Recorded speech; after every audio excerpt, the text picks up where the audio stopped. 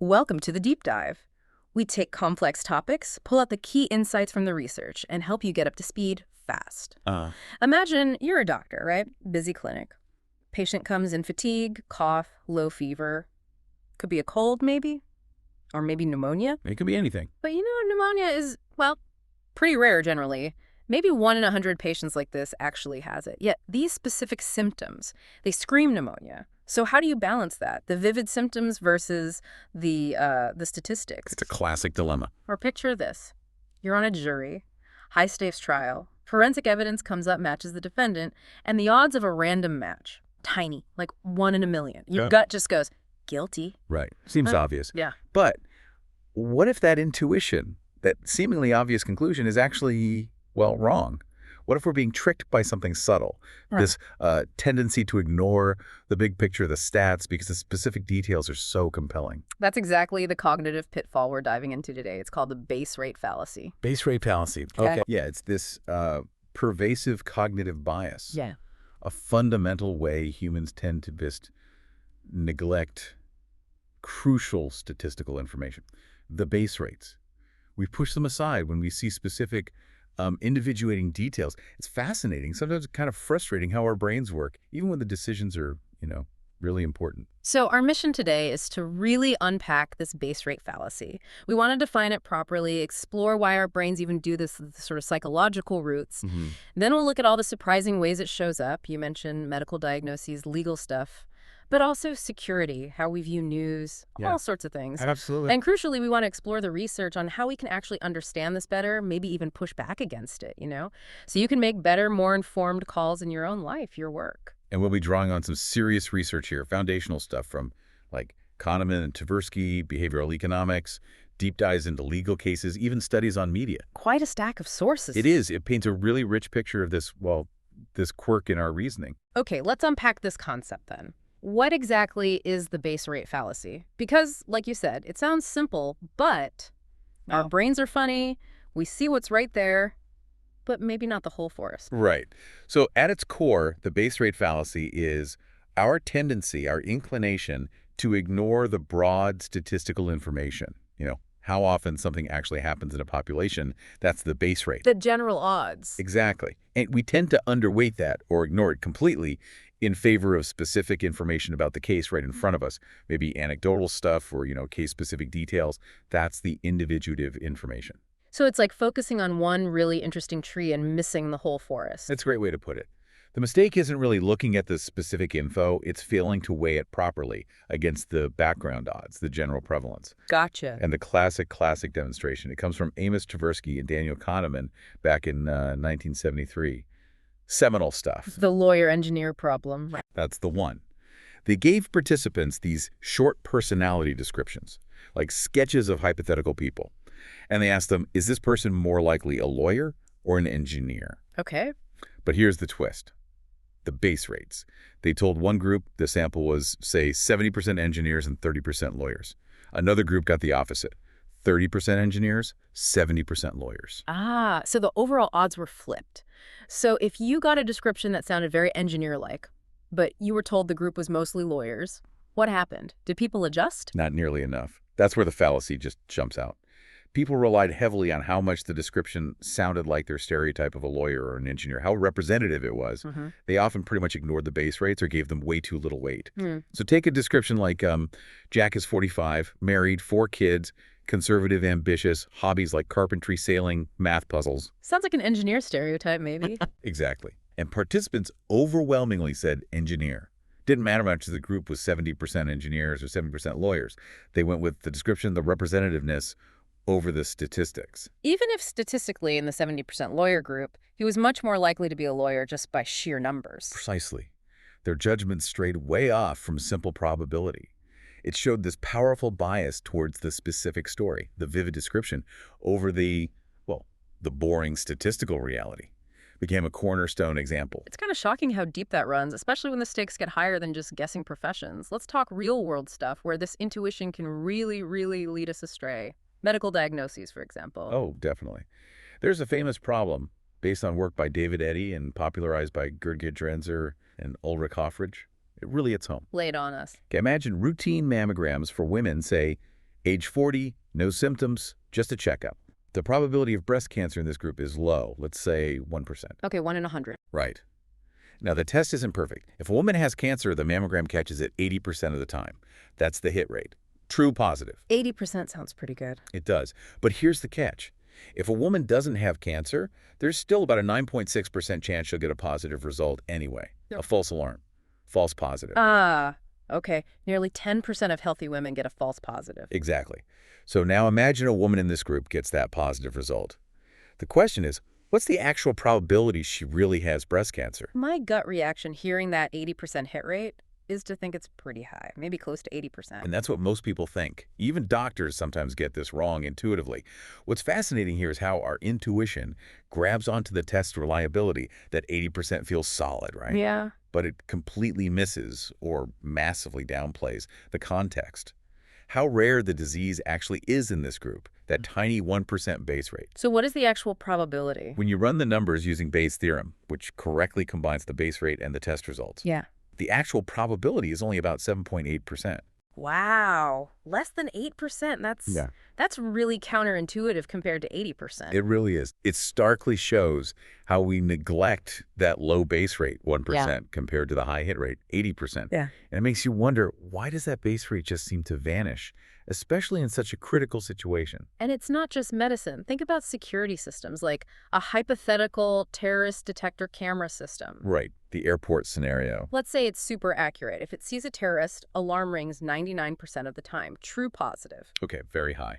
And if it sees a non-terrorist, it doesn't ring 99% of the time. So only a 1% false positive rate. Also sounds really good. Very low error rate. So the alarm goes off.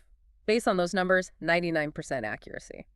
You'd think, okay, 99% chance this person is a terrorist, right? That's what the gut says. But that's the base rate fallacy biting again. As researchers like Tim Monk and security experts like Bruce Schneier have pointed out, you have to consider the base rate of terrorists in the general population. Which is incredibly low. Exactly. Maybe 1 in 10 million, 1 in 100 million. Whatever it is, it's astronomically small. So even with a 1% false positive rate, think about how many non-terrorists are going through that scanner. Millions and millions. So even 1% of a huge number of non-terrorists is still a lot of false alarms. A huge number of false alarms. Way, way more false alarms than actual terrorists detected.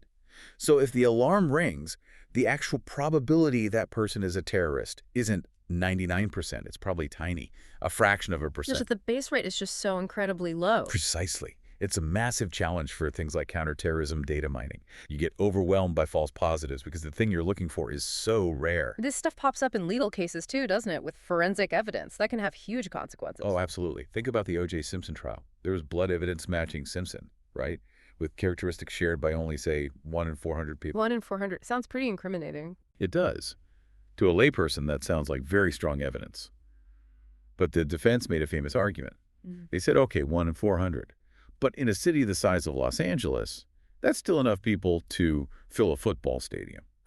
So they were bringing in the population size, the base rate of potential people who could match. Exactly. It touches on something called the prosecutor's fallacy. That's where you mistakenly equate the probability of a random match, p-match innocent, 1400, with the probability of innocence given a match. Right. But it's an innocent match. They're not the same thing. Right. The defense's point, essentially, was that the 1 in 400 statistic is kind of meaningless on its own unless you consider the relevant base rate, the pool of potential suspects in L.A. Even if that pool was relatively small, 1 in 400 could still point to thousands of people. Yeah. The base rate of the actual culprit within that pool is the key, often ignored factor. And there was that tragic case in the UK, Sally Clark. Yes, a very sad and cautionary tale. She was convicted of murdering her 2 infant sons. A key piece of evidence was testimony from a pediatrician who calculated the odds of 2 sudden infant deaths, SIDs, happening naturally in the same affluent family as something like 1 in 73 million. Astronomical odds. That must have seemed like proof of murder to the jury. It likely did. But the statistical reasoning was deeply flawed. The Royal Statistical Society actually issued a public statement, which is very unusual, condemning the errors. What did they say was wrong? Well, first, the 1 in 73 million figure itself was likely a massive underestimate of the true probability of 2 SIDs deaths. But more fundamentally, they argued that statistic means nothing in isolation. It has to be compared to the probability of the alternative, in this case, double homicide by the mother. Which is also incredibly rare. Exactly. Extremely rare. So the real question, the one the jury should have been helped to consider, was, which is more likely, two rare natural events or two even rarer unnatural events, murders. Later analysis suggested the double SIDs was actually significantly more likely than the double murder. So a terrible misapplication of probability. A devastating one. It highlights the huge danger of statistical illiteracy in courtrooms, where numbers can sound definitive but be completely misleading if the underlying logic, especially around base rates and alternative hypotheses, is wrong. And just to be absolutely clear, we're not taking sides in these cases, obviously. We're just using them because they're such powerful real-world illustrations of how base rates and probability can be misinterpreted by juries, sometimes even experts, with profound consequences. Precisely. It shows the challenge of presenting statistics in a way people can grasp intuitively and correctly. So underneath all these examples, you mentioned Bayes' theorem. Can you quickly explain how that connects? Yeah. Essentially, the base rate fallacy is a failure to think in a Bayesian way. Bayes' theorem is the mathematical rule for how you should update your beliefs when you get new evidence. It tells you exactly how to combine your prior belief, the base rate, with the new information, like a test result or a description, to get the most accurate, updated belief. Like in the mammogram example, combining the 1% base rate with the 80% hit rate and the 9.6% false positive rate. Exactly. Bayes' theorem gives you the formula to calculate that 7.8% chance correctly. The fallacy happens because our intuitive thinking, our gut feeling, just doesn't follow those formal rules very well. We prefer shortcuts, heuristics, compelling stories. Okay, so let's dig into those shortcuts. Why do we fall for it? What are the cognitive mechanisms? You mentioned Kahneman and Tversky earlier. Right. Their early work was foundational. Here's where it gets really interesting. It's not just getting numbers wrong. It's how our minds seem to prioritize certain kinds of information, like a spotlight on the story and a dimmer on the stats. Okay. So Kahneman and Tversky proposed the representativeness heuristic. The idea is we judge how likely something is by how much it resembles or is representative of a category or prototype in our minds. Like the engineer description sounding like a typical engineer? Exactly. If the description filled our mental image of an engineer, we think it's likely an engineer, even if engineers are rare in the group we're sampling from. The representativeness, the similarity, overrides the statistical base rate. It's a fast mental shortcut, often useful, but fails badly when base rates are low or counterintuitive. And wasn't there also something about vividness? Yes, the vividness effect, discussed by researchers like Nisbet and Borgida. This suggests that information that is vivid, salient, and concrete, like a detailed personal story, an emotional anecdote, just grabs our attention more and sticks in our memory better than remote, pallid, and abstract base rate statistics. So one story about someone getting cancer after a positive test feels more real than the statistic that only 1% get cancer. Precisely. Our brains seem wired for stories, for concrete examples, not dry percentages. That vivid case just overshadows the background numbers, making the base rate feel less relevant or impactful. But didn't later research suggest it's not just about vividness? Right. Maybar Hill, for instance, pointed out that even when base rates and specific information were presented in similarly dry statistical ways, people still often ignored the base rates. This led her to propose the relevance hypothesis. Relevance. Okay, what's the idea there? Her core claim was pretty fundamental. People ignore base rates because they perceive them as irrelevant to the specific judgment they need to make. It's not that they can't process the numbers or that they aren't vivid enough. It's that the specific information feels more directly applicable, more relevant to the individual case. So what does this all mean? It means our brains are constantly making these relevance judgments, often unconsciously, which then dictates what information gets through and what gets filtered out. Exactly. It's a mental filter. If information isn't seen as equally relevant, the stuff that feels more relevant dominates the process. And what makes something feel more relevant? Several things. Bar-Hillel suggested specificity matters. Information about a smaller set that includes the case feels more relevant. Like the color of the specific cab involved in an accident feels more relevant than the overall citywide distribution of cab colors. Okay. Another factor, explored by Tversky and Kahneman too, is a perceived causal link. If a base rate is framed in a way that sounds like it causes the outcome, like 85% of accidents in this city are caused by green cabs versus just 85% of cabs in the city are green, people might pay more attention to it. We love Yeah. causal stories. Does that causal link idea hold up? The empirical support is actually a bit mixed. Later studies haven't always replicated a strong effect just from framing something causally, so the mechanism might be more complex. But the general idea that our perception of relevance, driven by things like specificity and maybe causality, shapes what information we use, Yeah. that seems pretty robust. So it's not just simple neglect, it's an active filtering based on perceived relevance. But there are other cognitive hurdles too, right? Like mixing up probabilities. Oh yeah. A big one is the inverse fallacy, or the transposed conditional fallacy. This is super common.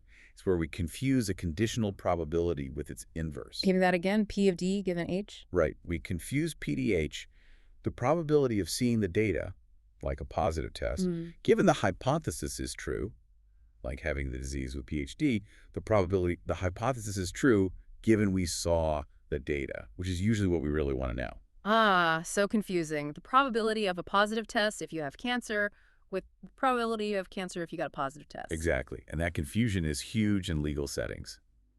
Jonathan Koehler's research showed how forensic experts might mistakenly testify about P, match, not the source. Yeah. The chance of a random DNA match if the suspect isn't the source, which might be tiny, like 1 in 10,000. Okay. But the jury hears that and thinks it means P, not the source match. Mm-hmm. The chance the suspect isn't the source given there's a match, they flip it. So they think there's only a 1 in 10,000 chance the person is innocent. Which could be completely wrong depending on the base rate of potential suspects. Totally wrong. It leads to a massive overestimation of guilt. That subtle inversion is incredibly dangerous. Wow. Okay, and you also mentioned something called denominator neglect. Yeah, this comes from Valerie Reyna and fuzzy trace theory. It's the idea that we really struggle with part-whole relationships.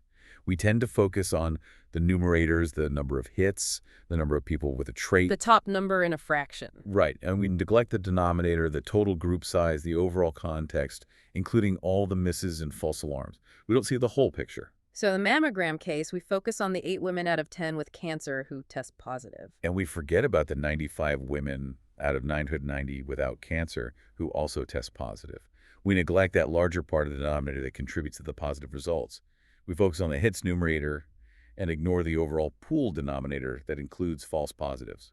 Makes accurate probability judgment really hard. It feels like our brains just aren't naturally wired for this kind of precise calculation. Well, some researchers suggest we operate on a kind of coarse scale for quantity. Like, Sun and colleagues propose that people who aren't statistically trained don't think in exact numbers. They use broader categories, many, some, few. It's more of an approximation. Is there brain evidence for that? There is some neurological evidence suggesting distinct processes. Exact math seems to involve language areas, left frontal lobe. Approximate estimation seems to use more visuospatial areas in the parietal lobes, so maybe 2 different ways our brain handles quantity. Which fits nicely with the whole dual process theory, right? System 1 and System 2. Exactly. That's a major framework here. System 1, fast, automatic, intuitive, emotional. That's where heuristics like representativeness live and where biases like base rate neglect often come from. It takes shortcuts. That's System 2. System 2, slow, deliberate, effortful, analytical. That's the part that can do formal logic, follow rules, and potentially override System 1's mistakes. It's the system that could apply Bayes' theorem, if engaged. So the challenge is getting System 2 involved when base rates matter. That's the core challenge. We connect this to the bigger picture. It's about this tension between our fast, intuitive System 1 responses and our slower, analytical System 2 thinking. We need to nudge our minds from System 1, which often ignores base rates, to System 2, which can process them correctly, or at least question System 1's output.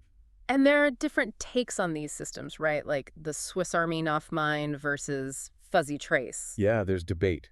Cosmides and Tooby propose this modular view of the mind as a collection of specialized tools, including maybe an evolved module for processing natural frequencies, because that's how our ancestors encountered stats by counting actual events. So we're good at counting, bad at abstract probabilities. That's their argument. Right. But others, like Reyna's fuzzy trace theory, argue intuition isn't primitive. It's an advanced way of thinking based on understanding the gist or meaning, which can be more efficient than precise numbers. And didn't you mention the Piraham people as a challenge to the frequency idea? Right.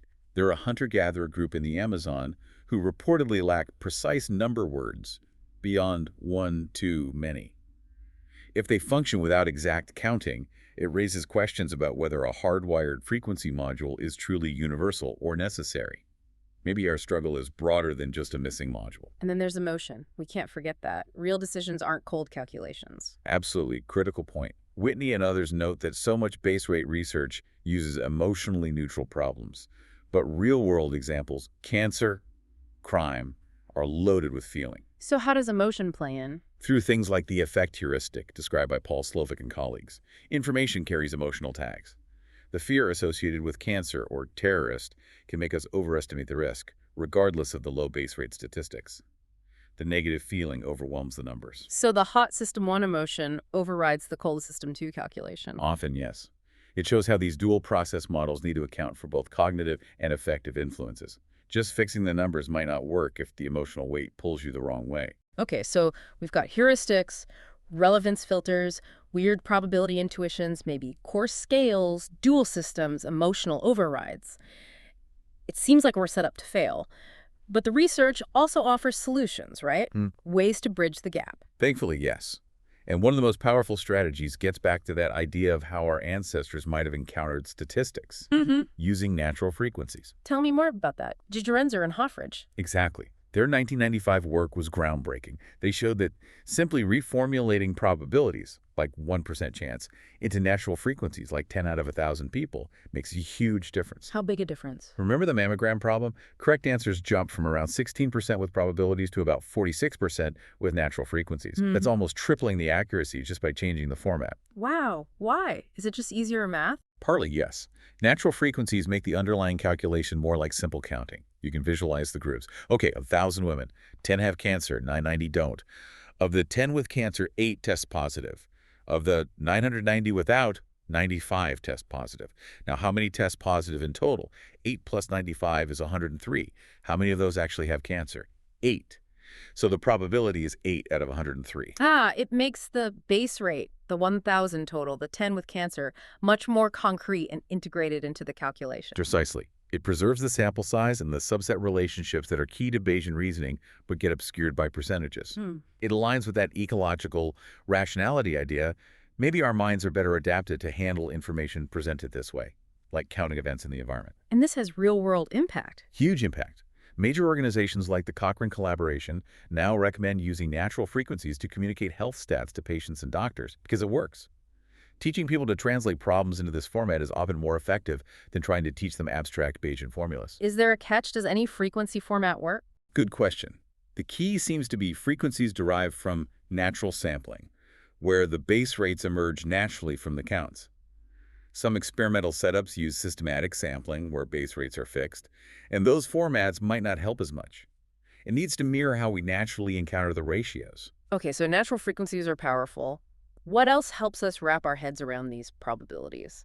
Another key strategy is making the set relations transparent. This is the core of the nested sets hypothesis, linked to researchers like Reyna and Wolf. Nested sets, like showing how groups fit inside each other. Exactly. Making those partitions clear, how the group with cancer relates to the group with positive tests, relates to the total group, really helps. Visual aids are fantastic for this. Like Venn diagrams. Or Euler circles? Precisely. Euler circles visually show the overlap and containment. You can see the proportion of positive tests that comes from the cancer group versus the non-cancer group. It makes the abstract probabilities concrete. It's like giving your brain a visual roadmap. What stands out to you about seeing the numbers laid out this way? It just makes the relationship obvious. You see the small overlap of the true positive group compared to the larger false positive group within the total positive test circle. It clicks visually. Right. And even simple phrasing changes help. Gerardo and Gonzalez found that presenting probabilities as chances, like 1 chance out of 100 instead of 1%, encourages people to think about the whole sample, the denominator. It makes you picture the 100 people. Exactly. Yeah. And also, just presenting the data already broken down into the necessary parts, true positives, false positives, etc., makes it easier. People understand the structure better and pick the right numbers. Even applying basic logic like the rule of the excluded middle, it's either P or not P, helps define all the necessary subsets for complex problems. Structure and clarity seem key. What about learning from experience? Does that help overcome the fallacy? Definitely. There's good evidence that direct trial-by-trial experience with base rates, especially with feedback, leads to better use than just being told summary statistics. Like learning on the job. Kind of. Auditors who repeatedly encounter different types of financial errors learn to implicitly use the base rates for those errors. Physicians build an intuition for the base rate of diseases like pneumonia through seeing many patients and outcomes over time. It seems to engage an implicit learning system. We internalize the statistical patterns without necessarily doing conscious calculations. That makes sense. Practice makes better, even for statistical intuition. But what about the information itself? Does how reliable or diagnostic it seems make a difference? Logically, it should. More reliable, more diagnostic information should carry more weight. But here's another twist. People often confuse credibility with diagnosticity. How so? We tend to weight information based on how believable the source seems, credibility, rather than how much it actually helps distinguish between possibilities, diagnosticity. Remember the mechanic example? The one who's only right 1% of the time. Yeah. That source seems incredibly uncredible. But the information is highly diagnostic. Just do the opposite, and you're 99% right. Yet people tend to underweight or ignore information once credibility drops below 50%, even though its diagnosticity might actually be increasing as it approaches 0% or 100%. That's wild. Our intuition about reliability is backwards sometimes, so we might ignore useful info just because the source seems iffy. Exactly. We overweight credibility, underweight pure diagnosticity. And finally, what about just framing the problem clearly? Does the context matter? Hugely important. Clear framing and context. When the sample space, the population or group you're talking about, is unambiguous, people use base rates much better. Reframing the taxicab problem in the clear game of chance significantly improved base rate use because the rules and categories were explicit. No ambiguity about which group you're drawing from. Right. And this extends to the source of the information, too. Yeah. That study on Obamacare support was interesting. The one about media credibility. Yeah, Bergen and Lee found that when people perceive the news source, like mainstream media, as highly credible, statistical base rate information, 55% support Obamacare, actually became more influential than vivid anecdotes, especially for people who already trusted that source. So the messenger matters. A trusted source makes us pay more attention to the stats. It seems so. It raises that important question. How much does the messenger influence whether we properly process the message, especially when it involves statistical information? If you don't trust the source, even perfectly formatted natural frequencies might not get through. Okay, so we're getting a much more nuanced picture here. It's not always complete neglect. The format matters, experience helps, framing is key, which leads to the idea that maybe the fallacy itself was, well, overstated initially. That's the argument Jonathan Koehler made back in '96. He argued the base rate fallacy had been oversold. Yeah. His point wasn't that it doesn't exist, but that base rates are almost always used to some degree. Their influence just varies hugely depending on the task, the representation, the context. It's not universal complete neglect in most cases. So what does this all mean? It seems our brains aren't always broken when it comes to base rates. It's more about the conditions under which we encounter them. Exactly. Koehler and others pointed to studies showing base rates do influence judgment, especially when learned implicitly, when they're clearly diagnostic, or when presented as frequencies. The narrative shifted from people always ignore base rates to under what conditions do people use base rates more or less effectively. It's more about susceptibility than total blindness. This also brings up a really tough question about the standard itself. Is rigidly applying Bayes' theorem always the right thing to do in the real world? Does it always fit? That's a crucial challenge to the purely normative view. In messy real-world problems, the strict assumptions of Bayes' theorem, like independent probabilities, might not hold. And maybe more importantly, the goal isn't always just pure predictive accuracy. What else would the goal be? Well, think about those legal judgment examples, like the bus company case. People might correctly assess an 80% probability that Company A's bus caused the accident, based solely on the base rate that they cause 80% of accidents. Right. But they might still refuse to find Company A liable based only on that statistic. Why, if the probability is high? This is where statistics collide with justice. It challenges us to think critically about not just what is probabilistically correct, but what is fair and what aligns with societal values. So it's not illogical neglect, but maybe a policy decision, a sense of fairness? Exactly. Yeah. Many argue it's unjust to hold someone liable based merely on their membership in a group with a high base rate of causing harm without specific individuating evidence linking them to this specific event. Our legal system generally demands more than just statistical probability derived from group membership. So what seems like a fallacy from a purely statistical view might be perfectly rational from an ethical or legal policy standpoint. Precisely. It shows that human judgment in these complex social domains involves weighing probabilities against other crucial values, like individual justice. Rationality becomes much broader than just maximizing predictive accuracy. And that connects to the problem of defining relevance, doesn't it? In the lab, the relevant base rate is given. But in life, In life, there are countless potential reference classes an event or a person belongs to. Which base rate is the right one becomes subjective.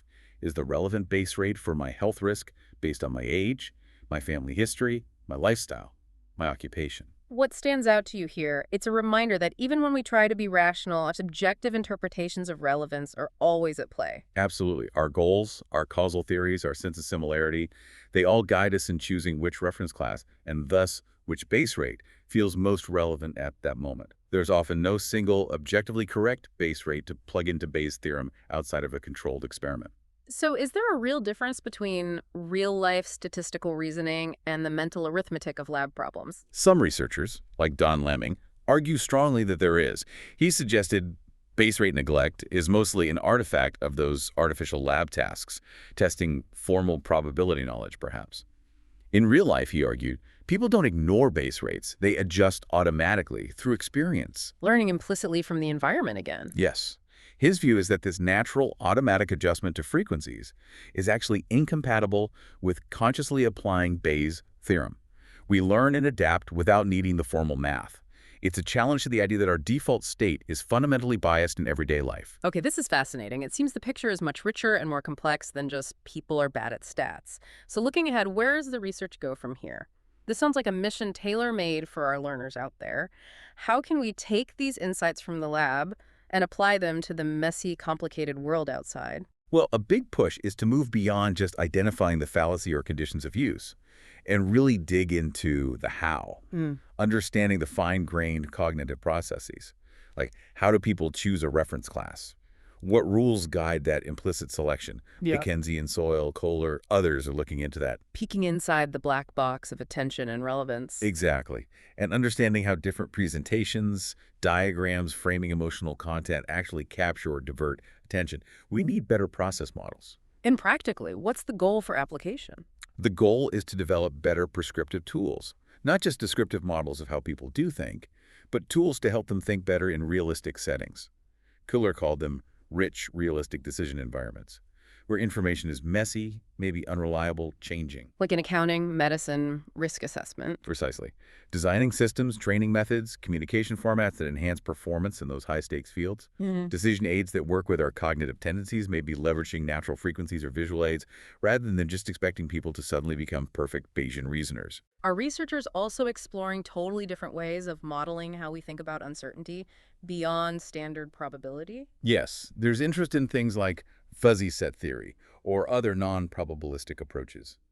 These models try to capture the more approximate, perhaps category-based way humans might actually reason under uncertainty. It acknowledges that strategies that aren't strictly normative by Bayesian standards might still be effective and adaptive in the real world. So, wrapping this all up, what are the big takeaways? Why is understanding the base rate fallacy in all its nuance so important? If we connect this to the bigger picture, it's really fundamental. It's not just about dodging one specific bias. It's about improving our overall competence in navigating an uncertain, data-drenched world. Making sense of risk. Yes, improving how we communicate and understand risk in health, finance, public policy. Getting probabilities wrong there has huge costs. But more broadly, it's about enhancing critical thinking, questioning assumptions, demanding clarity, knowing when a vivid story might be misleading you away from the broader statistical reality. Being better consumers and users of information. Exactly. It's about being better equipped to make sense of the probabilistic world around us and make more robust, evidence-informed decisions, both individually and collectively. Okay, we've unpacked a lot today. It's clear the base rate fallacy isn't just a simple error. It's tied into deep aspects of how we perceive relevance, process information, use mental shortcuts, and even how we feel. It shows how intuition can mislead us, but also how cognitive science is figuring out why, and crucially, how to help us do better. By using things like natural frequencies, clear visualizations, understanding context, we can learn to integrate information more effectively. That impacts everything from our health to legal systems to business decisions. It really leaves you with a final thought, doesn't it? Right. If our brains seem so drawn to causal stories, to narratives, what happens when the most critical piece of information for a decision isn't a story? What happens when it's just a cold, hard statistical fact, a base rate? How do we make that fact compelling? How do we communicate that kind of information effectively in a world that just seems to crave stories above all else? That's the challenge. Something to chew on. Thank you for diving deep with us today. Keep an eye out for those base rates, challenge your intuitions, and keep asking those tough questions.